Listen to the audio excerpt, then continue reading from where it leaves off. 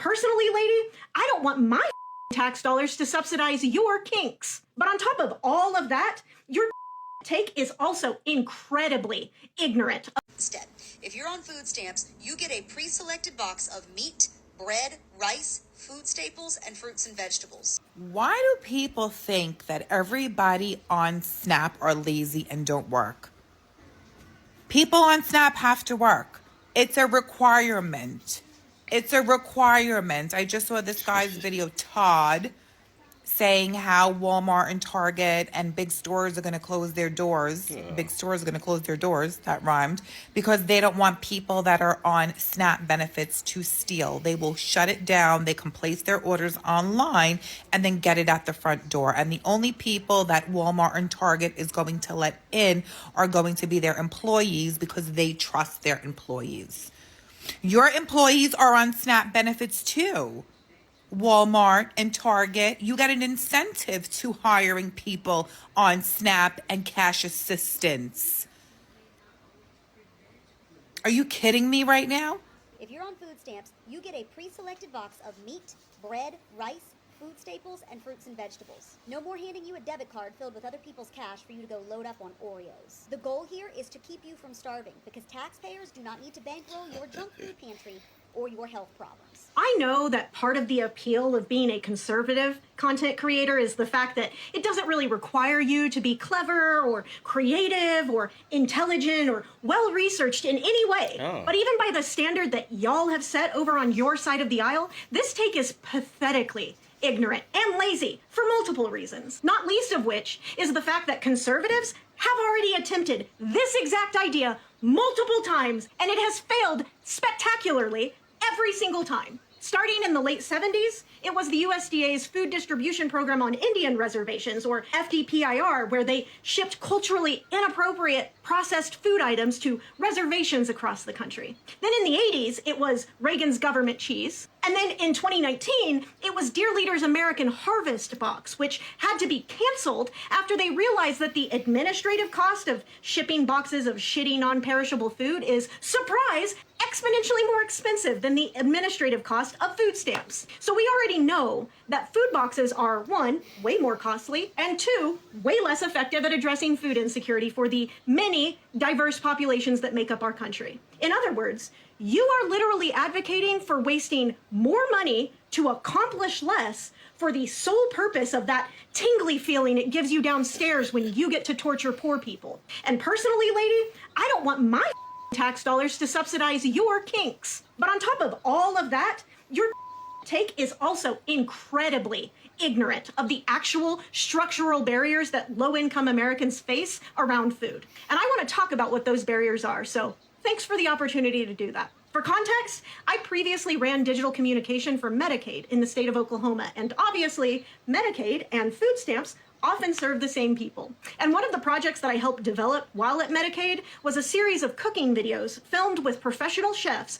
who were given a $40 budget and a strict set of guidelines and asked to create a family meal that the average Medicaid recipient could make for their own families. And without fail, every single one of those professional chefs talked about how hard it was for them to come up with a recipe that they could make within those constraints. Constraints which, again, were specifically designed to mimic the barriers that low-income Americans face in their own lives every single day.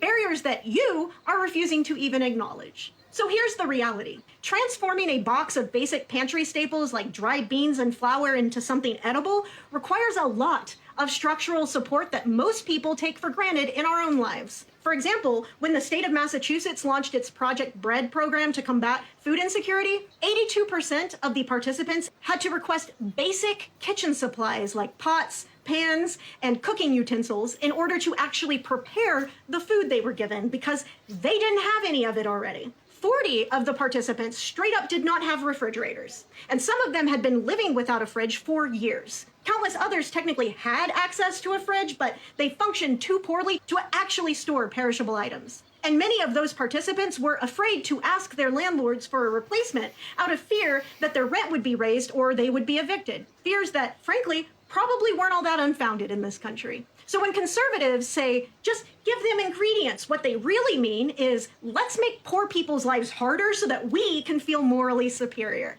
Because none of this is actually about nutrition for them. If it were actually about nutrition, they wouldn't shrug their shoulders or outright cheer at the news that hundreds of thousands of American families, including lots of children, are about to lose access to food stamps. If it were actually about nutrition and wanting people to eat healthy and be healthy, conservatives would be spending their time right now calling their elected officials to demand that food stamps go out on November 1st instead of making dumb videos like this. Because the only thing less healthy than eating junk food like you're so worried about is eating nothing at all. And yet, these so-called champions of nutritional health seem practically delighted at the idea that so many low-income Americans will go hungry this November. But you can't have it both ways, lady. You can't claim that you just want someone to be healthy while also saying that you want them to go hungry. It doesn't work that way. So spare us the moralizing about how you just want food stamp recipients to make healthy choices. No, the you don't. You want folks to not be poor, and if they can't magically pull that off immediately, you'll settle for having them be dead instead. You can see how upset she is. But at the same time, I think when people are lacking, especially where their benefits are being cut, and then maybe you get to make a video on a subject, even if your take makes sense, to a very extent, the reaction to that won't go as maybe you may think it will, because people are upset. When people are hungry, they're upset. And people don't think clearly sometimes when they are hungry. I mean, how can you think clearly when you are starving? So you can't. And sometimes maybe you're under pressure. There's no way that you think clearly.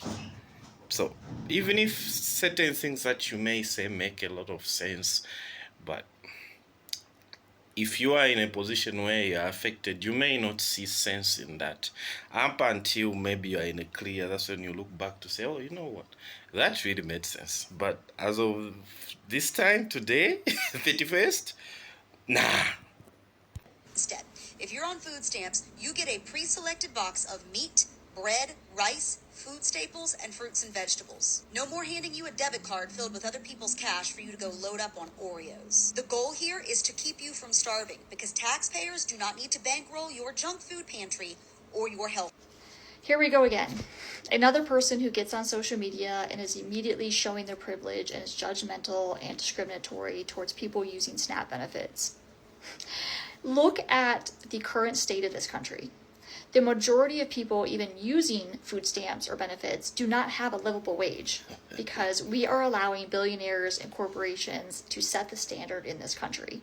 You do not have any right to judge people for how they use their food stamp benefits or how they're feeding their families. I work in healthcare. Do I want everybody to live a healthy lifestyle and to eat healthy foods and prevent disease? Yes. But the social culture of this country oftentimes prevents that. I have patients that do not have safe housing, do not have a safe place to even cook food, are working 60 hours a week and still can't afford their rent, let alone food.